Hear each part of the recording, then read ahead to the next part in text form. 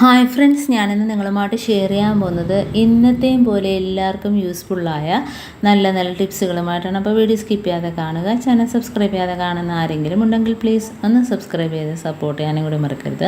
അപ്പോൾ നമുക്ക് ഫസ്റ്റ് ടിപ്പിലോട്ട് കിടക്കാം. അപ്പോൾ നമ്മൾ ഇതേപോലെ വള മോതിരമൊക്കെ ഇടാൻ നല്ല പാടാണെങ്കിൽ കുറച്ച് പൗഡർ കയ്യിൽ തൂകിയതിന് ശേഷം ഇതേപോലെ ഇടുകയാണെങ്കിൽ നമുക്ക് വളരെ ഈസി ആയിട്ട് തന്നെ നമുക്ക് വള ഇടാനും മോതിരം ഇടാനും പറ്റും. അപ്പം എണ്ണ, അതേപോലെ സോപ്പ്, വാസലിനൊക്കെ തേക്കുന്നത് ചിലവർക്ക് ബുദ്ധിമുട്ടായിരിക്കും. അപ്പം അങ്ങനെയുള്ളവർക്ക് ഇതേപോലെ പൗഡർ ഇട്ടിട്ട് വളയും മോതിരമൊക്കെ പെട്ടെന്ന് തന്നെ നമുക്ക് ഊരുകയും അതേപോലെ ഇടുകയും ചെയ്യാം.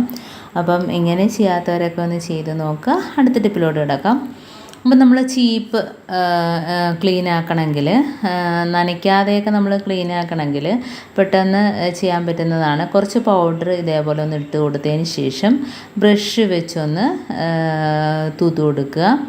അപ്പോൾ അതിനകത്തുള്ള പൊടി അഴുക്ക് എല്ലാം പോയിട്ട് ചീപ്പ് ക്ലീനായിട്ട് കിട്ടും. അപ്പോൾ നമുക്ക് പെട്ടെന്ന് ചീവുന്നതിനും കഴുകിയെടുക്കാതെ നനയാതെ നമുക്ക് മുടിയൊക്കെ ചീവിയെടുക്കാൻ പറ്റും. അപ്പോൾ അതിനകത്ത് എത്ര അഴുക്കുണ്ടെങ്കിലും നമുക്ക് ഇതേപോലെ ഒന്ന് ആക്കി കൊടുത്താൽ മതി. പൗഡർ തൂകിയിട്ട് അതിനകത്തുള്ള അഴുക്ക് കട്ടയ്ക്ക് തന്നെ ഇളകിപ്പോവുകയും ചെയ്യും. കണ്ടോ? അപ്പം ഈ രീതിയിൽ നമുക്ക് ചീർപ്പ്, അതേപോലെ തന്നെ പേൻ ചീർപ്പ് ഒക്കെ നമുക്ക് ക്ലീൻ ചെയ്യാൻ പറ്റും. എന്നിട്ട് ഇതേപോലെ ഒന്ന് തട്ടിക്കുടഞ്ഞെടുക്കുകയാണെങ്കിൽ ചീർപ്പ് നല്ല വൃത്തിയായിട്ട് തന്നെ ഇരിക്കുകയും ചെയ്യും. അടുത്ത ടിപ്പിലോട്ട് കിടക്കാം.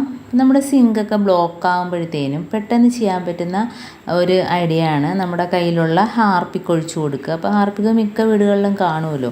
അപ്പോൾ ഇതേപോലെ സിങ്കിനകത്ത് ഒഴിച്ചു കൊടുത്തതിന് ശേഷം കുറച്ച് ചൂടുവെള്ളം ഒഴിച്ചു കൊടുക്കുകയാണെങ്കിൽ നമുക്ക് ആ പെട്ടെന്നുള്ള ബ്ലോക്കൊക്കെ പോയി കിട്ടും. പ്രത്യേകിച്ച് രാത്രി ഇതേപോലെ ചെയ്തിട്ട് രാവിലെ നോക്കുകയാണെങ്കിൽ നമുക്ക് എത്ര നമ്മൾ വേസ്റ്റ് ഇടുന്നാൽ പോലും ആ വെള്ളം ഇറങ്ങിപ്പോയിക്കോളും. അപ്പം ആ ബ്ലോക്കൊക്കെ പോയി കിട്ടും. ബ്ലോക്കിൻ്റെതനുസരിച്ച് നമുക്ക് അതിൻ്റെ അളവ് കൂട്ടുകയും ചെയ്യാം. അടുത്ത ടിപ്പിലോട്ട് കിടക്കാം. അപ്പോൾ നമ്മൾ ഇതേപോലെ ചൂലിനകത്ത് നമ്മൾ സെല്ലോ ടേപ്പ് ഇതേപോലെ ഒന്ന് കുറച്ച് ആ തുമ്പ് ഭാഗത്തൊന്ന് ഒട്ടിച്ചു കൊടുക്കുകയാണെങ്കിൽ നമുക്ക് ഫ്രിഡ്ജിൻ്റെ താഴ്ഭാഗത്ത്, അതേപോലെ തന്നെ കുഷ്യൻ സെറ്റ്, കട്ടിലിൻ്റെ അടിയിലൊക്കെ നമുക്ക് അതൊക്കെ നീക്കി തൂക്കുന്നതിനൊക്കെ പാടായിരിക്കും അല്ലേ. അപ്പം അതിനകത്തുള്ള ചിലന്തി ആണെങ്കിലും, ചിലന്തി വല, അതേപോലെ മുടി, നൂലൊക്കെ നമ്മുടെ ഫ്രിഡ്ജിൻ്റെ അടിയിലൊക്കെ കുരുങ്ങി കിടക്കും. അപ്പം നമ്മൾ ചൂല് വെച്ച് തൂത്താൽ പോലും അത് കിട്ടത്തുമില്ല. നമുക്ക് ഫ്രിഡ്ജ് നീക്കി തൂക്കാനൊക്കെ പാടായിരിക്കും. അപ്പോൾ ഇതേപോലെ ഒരു കഷ്ണം സെല്ലോ ടേപ്പ് നമ്മൾ ഇതേപോലെ ചൂലിനകത്ത് ഒട്ടിച്ചതിന് ശേഷം വേണമെങ്കിൽ ഡബിൾ ലെയർ വേണമെങ്കിലും നമുക്കതിനകത്ത് ഒട്ടിച്ചു കൊടുക്കാവുന്നതാണ്. അതല്ലെങ്കിൽ നമ്മളൊന്ന് തൂത്ത് പൊടിയൊക്കെ പറ്റിയതിന് ശേഷം അത് ഒലിച്ച് കളഞ്ഞിട്ട് രണ്ടാമതൊരു ടേപ്പ് ഒട്ടിച്ചു കൊടുക്കാവുന്നതാണ്.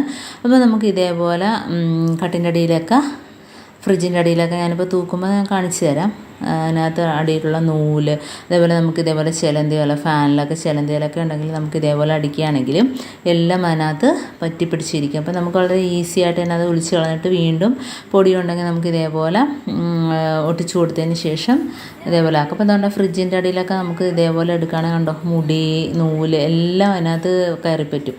അപ്പോൾ നമുക്ക് ഫ്രിഡ്ജ് മാറ്റാതെ തന്നെ ഫ്രിഡ്ജിൻ്റെ അടിയിൽ നല്ല രീതിയിൽ ക്ലീനായിട്ട് കിട്ടും.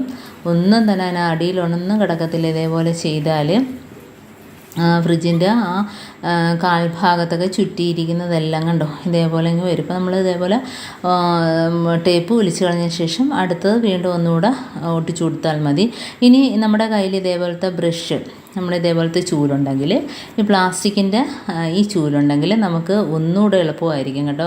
അപ്പോൾ ഇതേപോലെ നമ്മൾ തുമ്പ് ഭാഗത്തായിട്ട് ഇതുപോലെ ഒന്ന് ഒട്ടിച്ചു കൊടുക്കുക. എന്നിട്ട് നമുക്ക് ചിലന്തി അടിക്കുന്നിടത്തും, അതേപോലെ സോഫ സെറ്റിൻ്റെ അടി, കട്ടിൻ്റെ അടിയിൽ ഒക്കെ ഇത് വെച്ചിട്ട് തൂത്തെടുത്താലും നല്ല രീതിയിൽ തന്നെ മുടി, അഴുക്ക്, മണ്ണ് എല്ലാം ഇങ്ങനെ വരും. അപ്പോൾ എന്നും നമ്മൾ തുടയ്ക്കേണ്ട കാര്യമില്ല. അപ്പം നമ്മൾ ഒരു ദിവസം 2 ദിവസം തുടയ്ക്കാതെ തന്നെ നമുക്ക് ഈ രീതിയിൽ ക്ലീൻ ചെയ്തെടുക്കാൻ പറ്റും. ഇപ്പോൾ ഫാനിൻ്റെ അതിനകത്തുള്ള പൊടി, ലീഫിനകത്തുള്ള പൊടിയൊക്കെ ആണെങ്കിലും, ചിലന്തി വലയാണെങ്കിലും എല്ലാ മാറാലകളും നമുക്ക് അതിനകത്ത് ചുറ്റിങ്ങെടുക്കാൻ പറ്റും. അതേപോലെ തറ, അത് വെച്ച് തന്നെ തൂത്താലും മണ്ണും പൊടി എല്ലാം അതിനകത്തോട്ട് പറ്റും. അപ്പോൾ നമ്മൾ തുടച്ചതുപോലെ തന്നെ നമുക്ക് തൂത്തെടുക്കാൻ പറ്റും. കാരണം എന്നും നമുക്ക് തുടയ്ക്കാൻ പറ്റാത്ത സമയങ്ങളിലൊക്കെ ഇത് വെച്ച് നമ്മളൊന്ന് തൂത്ത് നോക്കുക. തുടച്ചതുപോലെ തന്നെ അതിനകത്തുള്ള പൊടി, കട്ടിനടിയിലുള്ള പൊടി എല്ലാം അത് വലിച്ചെടുക്കും. അപ്പോൾ ഇതേപോലെ ലൈറ്റിൻ്റെ ഇടയിലൊക്കെ ഉണ്ടെങ്കിലും അതേപോലെ തൂത്തെടുക്കാൻ പറ്റും. ഉണ്ടോ നമ്മുടെ കുഷ്യൻ സെറ്റിൻ്റെ അടിയിലും എല്ലാം ഉണ്ട് നല്ല രീതിയിൽ മുടി അതിനകത്ത് പറ്റിയിട്ടുണ്ട്. മുടി പൊടികളൊക്കെ അതിനകത്ത് പറ്റിയിട്ടുണ്ട്. അപ്പോൾ നമ്മൾ തുടയ്ക്കാൻ വയ്യാത്ത അവസരങ്ങളിലൊക്കെ ഇതേപോലെ ഒന്ന് ചെയ്ത് കൊടുക്കുക. അപ്പോൾ ഇത്രയേ ഉള്ളൂ എൻ്റെ ടിപ്പ്. നിങ്ങൾക്ക് ഇഷ്ടമായിരിക്കുന്നു. ഇതിലേതെങ്കിലും ഒന്ന് യൂസ്ഫുള്ളായിട്ട് തോന്നിയിട്ടുണ്ടെങ്കിൽ ഒന്ന് ലൈക്ക് ചെയ്യാനും കമൻറ്റ് ചെയ്യാനും സബ്സ്ക്രൈബ് ചെയ്യാനും മറക്കരുത്. അതേപോലെ തന്നെ ബെല്ലൈക്കൻ എനേബിൾ ചെയ്യാനും മറക്കരുത്. എന്നാൽ മാത്രമേ ഞാനിടുന്ന ഓരോ വീഡിയോസ് നിങ്ങളുടെ തമ്മിൽ നോട്ടിഫിക്കേഷനായി എത്തുകയുള്ളൂ. അപ്പോൾ ഇനിയും നല്ല നല്ല ടിപ്സുകളുമായിട്ട് വീണ്ടും കാണാം. അതുവരേക്കും താങ്ക്സ് ഫോർ വാച്ചിങ്.